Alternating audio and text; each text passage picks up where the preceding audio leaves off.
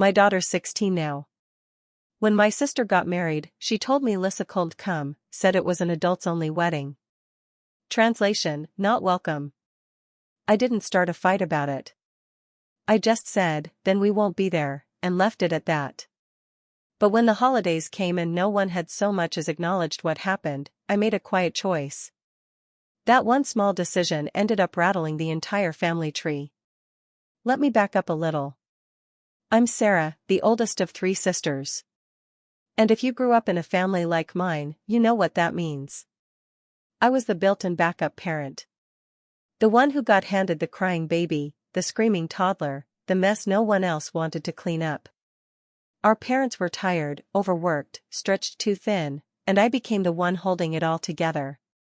I didn't resent it at the time, it just felt like part of the deal. Then there's Nancy, the middle sister. Always chasing the spotlight, always loud, always performing like someone had handed her a mic at birth. She was the kind of kid who could turn a trip to the grocery store into a one-woman show. And Sandra, the youngest, well, she knew how to work the baby of the family angle. She could do no wrong. Meanwhile, I was the one who stayed behind, cleaned up the wreckage, and made sure everyone else got to shine. When I became a mom, I thought things would shift. And they did, sort of. I adopted Lisa when she was 3. She was quiet back then, had these deep brown eyes that studied everything like she was waiting for the world to turn dangerous. The first time she called me mom, I cried like a fool in the school parking lot. I'm not embarrassed about it, I'd waited a long time for someone to need me like that. From the minute she came home, I promised her this: you belong. No matter what. You're not on the outside anymore. I swore to her she'd always be included, not just in our house, but in the family. I wanted her to feel safe, secure, loved. But life doesn't always cooperate with good intentions. Nancy's engagement was a spectacle. Flashy photo shoot, a ring that could blind you, captions written like she was starring in a Netflix rom-com. I gave her my congratulations. Donna, bless her heart, was over the moon. She made a handmade card, cut out paper bells, smothered it in glitter. Nancy thanked her, smiled, and then tossed it in her car like a grocery list. I found it 2 weeks later, stuffed under a half-drunk coffee cup. Crushed. Even then, Lisa kept her chin up. She browsed for dresses online, played with her hair in the mirror, asked me if curls looked too formal. She was nervous but excited. Hopeful. You could tell she really wanted to be part of it. Then the wedding invitation arrived, fancy envelope, thick as cardboard, gold embossed lettering. Sitting at the kitchen counter, I opened it while Lisa did her math homework. Standard details, venue, RSVP info, dress code. And then, in bold print, adults only. 18 and over. No exceptions. I read it again. Thought maybe I'd misunderstood. I hadn't. Lisa looked up, saw something shift on my face. She asked, "She doesn't want me there, does she?" I tried to soften it, "It's just an adults-only event." She sat there for a moment, then asked, "Is it because I'm adopted?" That question tore me up. The way she asked it, like she already knew the answer and didn't even expect comfort, it broke me in half. I told her, "No, baby, that's not it." But deep down, I knew what she was feeling. And she wasn't wrong to feel it. It wasn't the first time either. Not this exact scenario, but other moments that told her she was different.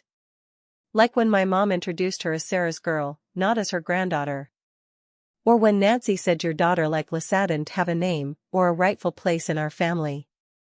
At holidays, Lisa would quietly ask if she could help in the kitchen. No one ever answered. So I made a decision. I called, said we weren't coming, and hung up. No yelling, no drama. Thought that was the end of it. But no, group chat exploded. Everyone suddenly had something to say. Accusations flying like confetti. Sandra chimed in with, "Really? You're making this a thing? Always has to be drama with you." They tried to say it wasn't about Donna. That I was the one dragging her into it. My mom sent this long message full of cliches about forgiveness and togetherness and how everyone makes sacrifices for family. I said nothing. Lisa quietly erased the screenshots of dresses off her phone. She didn't cry. She didn't say much at all. And somehow, that was worse. It wasn't new to her. The silence told me she'd already stopped expecting to be included. That hit me harder than anything else. When Christmas rolled around, and not a single person had brought it up, not an apology, not a passing mention, I made another choice. I didn't invite them. No warning. No announcement. No big family blow up. Just, no call, no card, no invite. And that? That silence? That's what finally got their attention. Years ago, if you'd asked me what motherhood looked like, I would have said birthday parties and bedtime snuggles. Sticky hands. Laughter. Glitter in the carpet forever. I used to give people the benefit of the doubt. Told myself they didn't mean anything by their little slights. But this wasn't a slip. This wasn't forgetfulness. This time it was deliberate. So I didn't argue. I didn't plead. I clicked that RSVP link, chose not attending, and closed the tab. No message. No note. Just a simple no. I assumed that would be it. But the next morning, Nancy texted. Hey, saw your RSVP. Everything all right? Then came the follow-up, if this is about the age thing, I promise we're doing it across the board. It's not personal, okay? Sure. Not personal. Except her niece wasn't invited. And her niece is 17, not a toddler. I didn't answer. Then Sandra texted. Wait, you're really not coming? What's going on? A few hours later, my mom called. Which she never does unless something's gone sideways. I picked up, already bracing for the guilt. She opened with, Sarah, I heard you're skipping the wedding. Is this really just about the age rule? I said, Lisa wasn't invited. I'm not showing up without her. She turns 18 in a few months. And my mom said, but she's not a kid. She's family. If you'd told me years ago that I'd end up shielding my daughter from the very people who claimed to love us both, I don't think I could have believed it. But here I am. Lisa came into my world when she was just 3 years old. And from day one, there was this weight behind her eyes, like she'd already seen too much of life's rough edges. She had these soft curls and a quiet way about her, like she was constantly sizing up the world, making sure it wouldn't hurt her again. She didn't giggle just to be cute. She didn't throw herself into hugs or light up a room like the kids in feel-good movies. She was careful. Watching. Waiting. But I'll never forget the day we were walking through the grocery store and, out of nowhere, she slipped her tiny hand into mine. Didn't say a word. Just reached for me. And I swear, I barely made it to the car before I broke down crying. I sat in the driver's seat, gripping the wheel like it might float away, tears running down my face. Daniel looked over at me and said, with this soft kind of awe, that's it. That's the moment she picked you. And from that day on, I made a silent vow, I'd keep choosing her right back. Every damn day. The problem was, my family never quite knew what to do with her.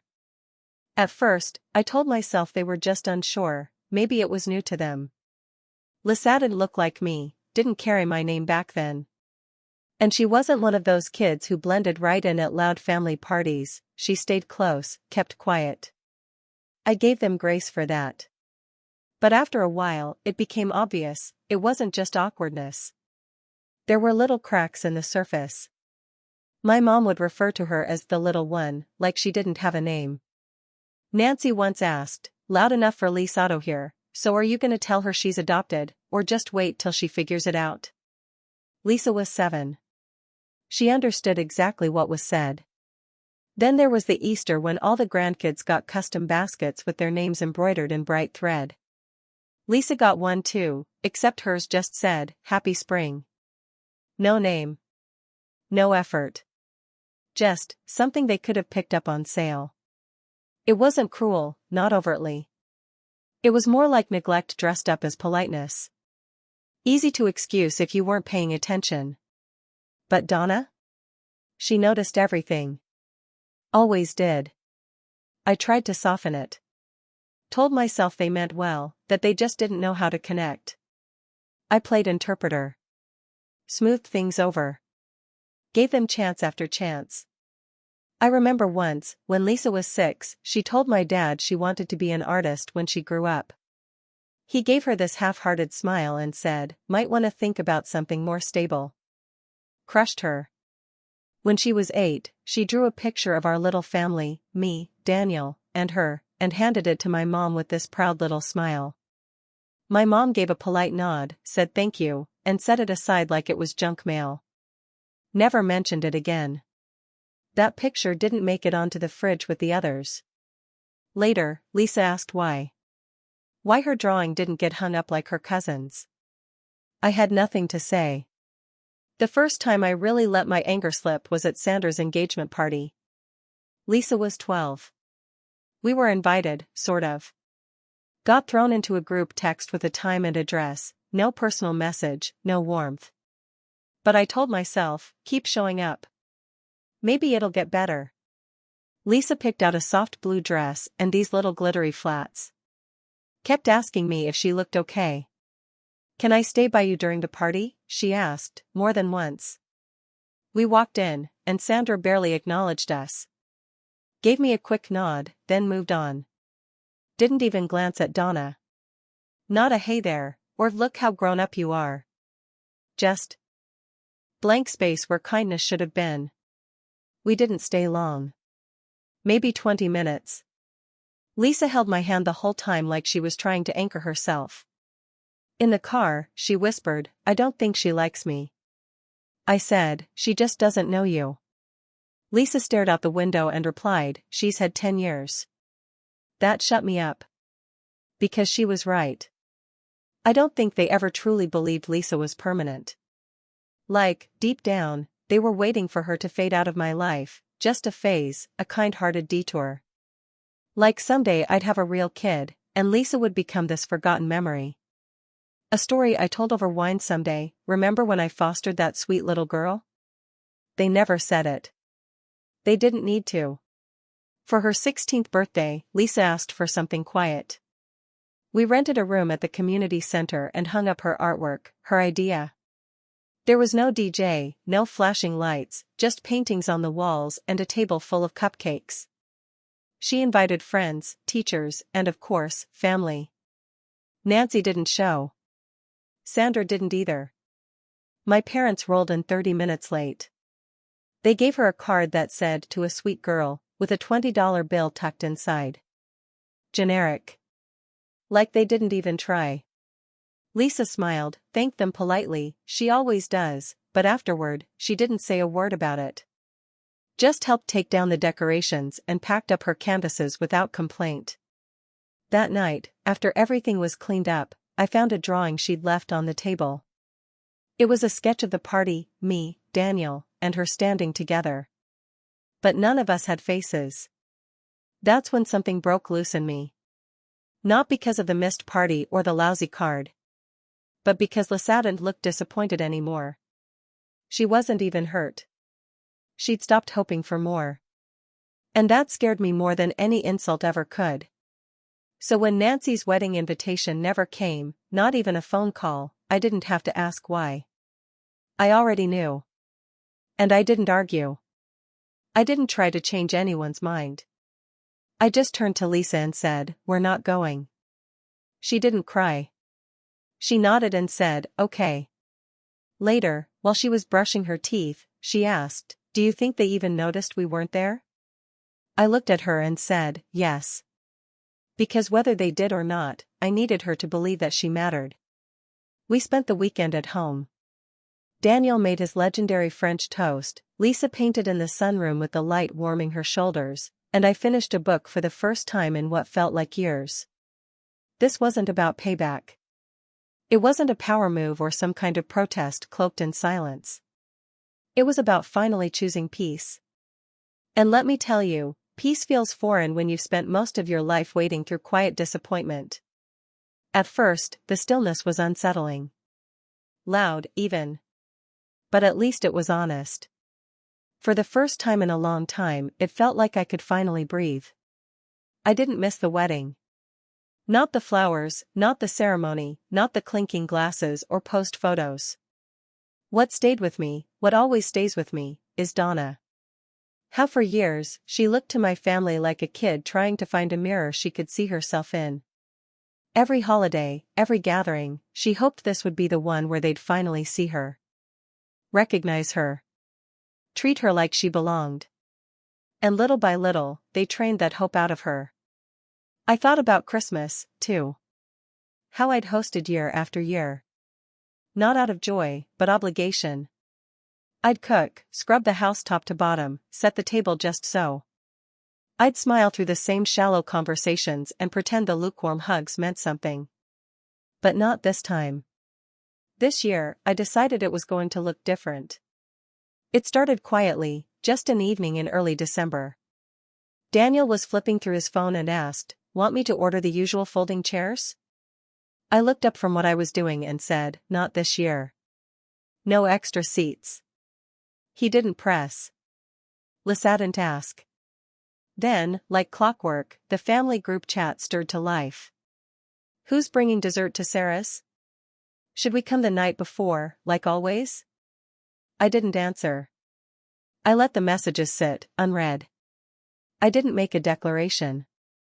Didn't post anything online. I just chose silence. And funny enough, that silence rang louder than anything I could have shouted. By mid-December, the tone shifted. The texts picked up urgency.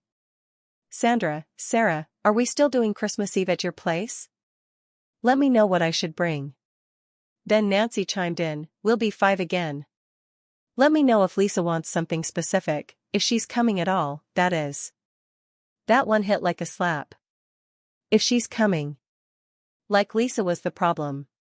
Like her absence at the wedding was her failure, not the result of being excluded, but some kind of personal offense. I didn't respond. And for once, I didn't twist myself into knots prepping a picture-perfect holiday. I didn't haul up the folding chairs, didn't fuss with matching napkins or obsess over the roast. I didn't bring out the table leaf or make the house smell like cinnamon just to prove something. Instead, I watched as the silence got under their skin. My mom called. I let it ring. Sandra followed. Then Nancy. Finally, my dad left a voicemail. His voice sounded thin, like he'd practiced it in the mirror. "Sarah, we're trying to understand what's going on here. Your mom's upset. Don't let your pride ruin what's right." What's right? As if letting the same people who sidelined my daughter year after year back into our home, unquestioned, was some sort of moral high ground. As if playing along could fix what years of quiet exclusion had broken. So no, we didn't host. Instead, we spent Christmas in sweats. Daniel made homemade lasagna, his Sunday best, and Lisa spent hours in the kitchen elbow-deep in sugar cookie dough, turning it into messy stars and crooked snowmen that still tasted like magic. We opened presents early. We watched the kind of old Christmas movies where everything gets wrapped up neatly in the end. And we laughed, real, unfiltered laughter. The kind that doesn't check itself at the door. There were no tense glances when Lisa walked into the room. No awkward pauses wrapped in fake politeness. No trying to read between the lines of backhanded compliments. Just the 3 of us. And it felt like air after a storm. But the group chat didn't stay quiet for long. On the 26th, the tone turned sour. "Nancy, it's just sad. We've all made an effort with Donna, but Sarah shuts down every time someone tries. Sandra, you can't just cut people off every time there's a disagreement. You'll end up completely alone." My dad, "I'm sorry, but what you're doing, it's heartless." And then, my mom. She sent a picture of their Christmas tree, soft lights glowing. No caption, just one line. "It wasn't the same without you. Lisa V loved her presents. But those weren't gifts." They were guilt, wrapped in shiny paper. Bait. An invitation back into a story I no longer had the stomach to tell. A few days later, a card came in the mail, no return address, but I'd know that handwriting anywhere. My mother's cursive, careful and deliberate. Inside. I hope you think about the example you're setting. Donna's learning how quickly you shut people out. That line stuck with me. Because yes, she is watching. Every minute. And here's what I want her to learn. That love shouldn't feel like walking on eggshells. That belonging isn't something you have to earn by shrinking yourself. That you never, ever need to make yourself smaller to squeeze into someone else's version of family. Lisa didn't say anything about the texts. She didn't bring up the calls. But I knew she felt the shift. She always does. She can read a room with more precision than most adults I know. One night, she was curled under a blanket with her sketchbook resting on her knees, pencil moving in quiet loops. Without even looking up, she asked, "Do you think they'd like me more if I wasn't adopted?" My heart twisted. I sat down beside her, placed a hand on her knee. "No, sweetheart," I said. "They might have hidden it better. Played nicer. But this? This isn't about you. It's about who they are." She finally looked at me. Her eyes were calm. And she said, "I don't think I want them to like me anymore." That was it. That was the moment the fog cleared completely. It wasn't anger. It wasn't bitterness. It was clarity. I stopped waiting for them to change. Stopped hoping they'd come around. I let go of the version of family I had clung to out of habit, not truth. A few days later, my dad called again. I let it ring. Then a text followed. "Your mom isn't sleeping. She feels like she's lost you. We know we've made mistakes. But shutting everyone out, that's not you." And that line? That's the one that caught in my chest. That's not you. They used to say that every time I set a boundary. Every time I dared to say, "That's enough." But this is me. I'm a mother who will always choose her daughter's peace over anyone else's comfort. I'm someone who won't sacrifice her child's sense of self for tradition's sake. I'm done calling people family just because we share blood. Because real family shows up. And they see you. And then came the final hit. The one that cut so clean, I didn't even feel it right away. Nancy sent a voice memo. I only listened to the first few seconds. That's all it took. Her tone was polished, measured. The kind of voice someone uses when they want to sound calm but still cut you in half. It just feels like you're using Lisa as a shield. Like, anytime someone doesn't treat her like a princess, you go nuclear. That's not love, Sarah.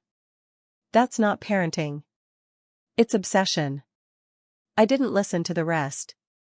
I didn't need to. I hit delete, blocked her number, and sat there for a moment, feeling strangely calm.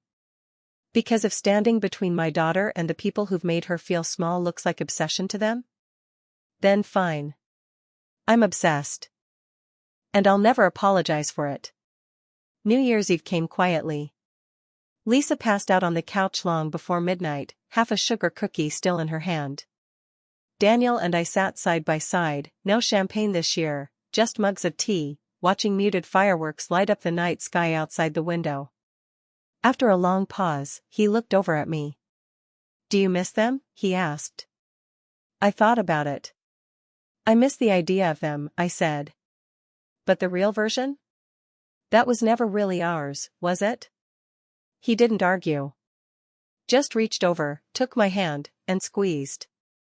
I don't know what happens next. I'm sure more attempts will come, a few texts, maybe a carefully public Facebook post meant to look innocent but land like a punch. Maybe they'll show up at Donna's graduation with smiles like nothing happened. But I'm done engaging. There won't be a final confrontation, no last word monologue. Just space. Just stillness. And in my experience, silence can say more than any scream ever could. It happened on a Thursday. Cold, gray, ordinary. I'd just come home from work, coat still on, when the doorbell rang. Daniel was still at the office. Lisa was upstairs working on her college portfolio. She'd been sketching for days. I wasn't expecting anyone. But when I opened the door, there they were. My parents. Standing on my porch like no time had passed. Like we hadn't lived through the hurt. Like the months of silence between us were just a blip. My mother was holding a Tupperware container in both hands, oatmeal cookies, by the smell. The kind she used to make when I was little. Soft in the middle, too crisp on the edges. Always just a little overdone. "Sarah," she said, with that tight, too practiced smile. "We thought we'd stop by." I stared at her, then at the cookies. I don't know what I expected them to do, burst into flames, maybe. That would have made more sense than whatever this was. My dad shuffled beside her, already looking uncomfortable. "Can we come in? Just for a minute?" I shook my head. No. There was a beat of silence. Not long. But long enough for the air to turn sharp. My mom tried again, voice softer now, playing nice. "We just want to talk." Things got a little tense, sure, but we're still your family. She held out the container like it was a peace treaty. But it felt more like a trap. I didn't take it. And that's when her voice started to crack. "You don't have to be like this," she said, her words tightening. "You don't have to shut everyone out." My dad jumped in. "We know it's hard, raising a teenager. We gave you your space. But this? You're throwing away your family, for a girl who's about to leave anyway." That one landed hard. I didn't show it. "She's 17, my mom added, trying for gentleness now. "She'll be off to college soon. And then what? You'll be alone. And this will all feel like a mistake." But I knew what they were really saying. This wasn't an apology. This wasn't even an olive branch. It was a leash. And then she said it. The thing they'd danced around for years. The one quiet truth they'd never had the guts to say out loud, until now.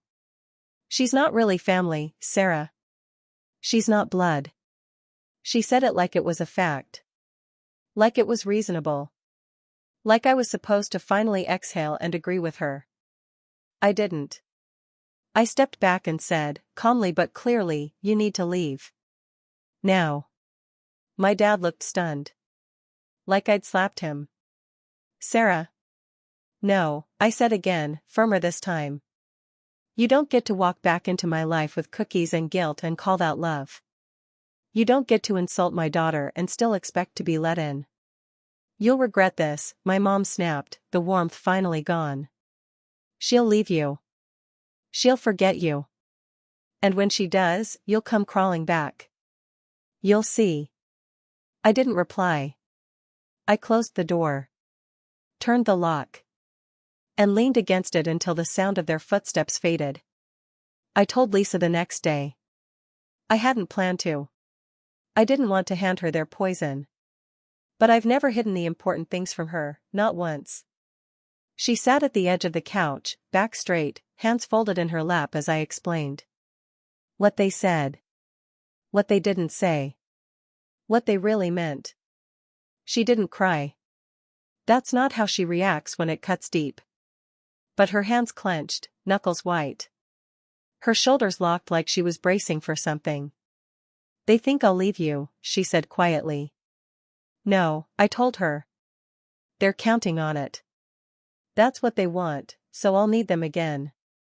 She looked at me then. "They don't get to want things about me." That should have been the end of it. But we both knew better. A week later, my cousin Ashley forwarded me an email. From Sandra. Sent to the entire extended family. It was long. Rambling. Full of those trademark digs that sound nice if you don't know her well enough to hear the edge. But the meaning was loud and clear. She called me selfish. Claimed I'd abandoned the family. Said Lisa was manipulative. Said she had driven a wedge between me and everyone else. That I was obsessed with protecting her from imaginary slights. Imaginary. As if my daughter's exclusion was a story I invented. As if decades of being overlooked and dismissed could be swept under the rug with a single group email. As if love ever looked like this. Sandra didn't just twist the story, she rewrote it completely.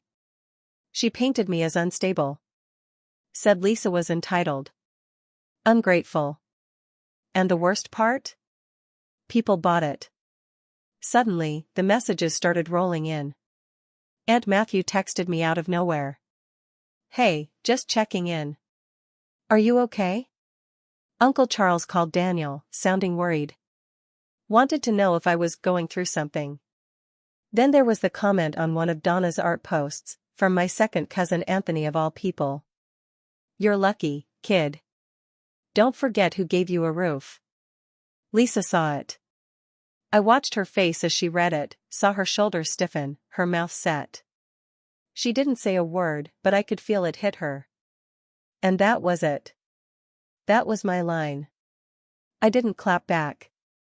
I didn't argue. Instead, I documented everything. I pulled receipts, screenshots, voicemails, messages, old photos. Every ignored birthday. Every subtle dig. Every innocent mistake that wasn't so innocent. And then I sat down and wrote a letter. No anger. No tears. Just the truth. I titled the email, For Those Who Want the Full Story. And I sent it to every person who had reached out, or stayed quiet but watched. I didn't beg for pity. I didn't ask them to pick sides. I just laid the truth out plain. Some people replied. A few didn't. A handful unfriended Sandra quietly, like peeling off a sticker they were done pretending to like. Others probably rolled their eyes, talked about how I'd lost it. Didn't matter. I didn't send it for them. I sent it for Donna. So she'd never again have to question whether what she felt was real. So she'd never again ask me, would they love me if I were really one of them? After that, I cut ties. Blocked every number that tried to argue with me. Deleted every message that started with, can't we all just sit down and talk it through? If your peace depends on my daughter staying silent about how you've treated her, then no, we can't talk. We never heard from most of them again. Not directly, anyway. I'm sure our names still get passed around their dinner tables like salt shakers, quiet, stiff-lipped stories shared in half-whispers. I've probably become the one who lost her mind. And Donna? She's the girl who turned me against my own blood. Let them have their stories. They don't get to know her now. Time moved on. Lisa started college, art school. She's thriving. Pulling top marks. Making things that leave me speechless. She calls me every night. Not because she has to, but because that's what we do. Sometimes she sends me a photo of a sketch she's working on. Other nights, she just wants to hear me say, "Good night, baby." When I dropped her off at her dorm, she wrapped her arms around me and didn't let go for a long time. Then she whispered, "I'm not going anywhere." I knew what she meant. Sure, she meant she wasn't leaving me behind. That she'd stay in my life. But I heard the deeper meaning too, she was telling me she knew where she belonged. People say you can't choose your family. But I did. I chose her. Over tradition. Over guilt. Over the lie that biology means loyalty. And if they're still sitting around, waiting for me to crawl back and say they were right, they can keep waiting. Sometimes, late at night, I think about that moment on the porch. My mother holding out cookies like they could erase everything. Trying to sweeten what had already rotted. I think about whether I went too far. Whether I was too blunt. Too final. But then I remember Donna's face when I told her. They don't get to treat you like that. I remember the way she held on to me before I left her at college. And I remember the one promise I made to her that I meant more than anything else. That I would always choose her. And I did. I still do. Do I think I made the right choice? Without question. And if you've ever had to choose between your child and people who only call themselves family, I hope to God you chose your child, too. If this story resonated with you, leave a comment. And if you want more, stick around. I've got plenty to say.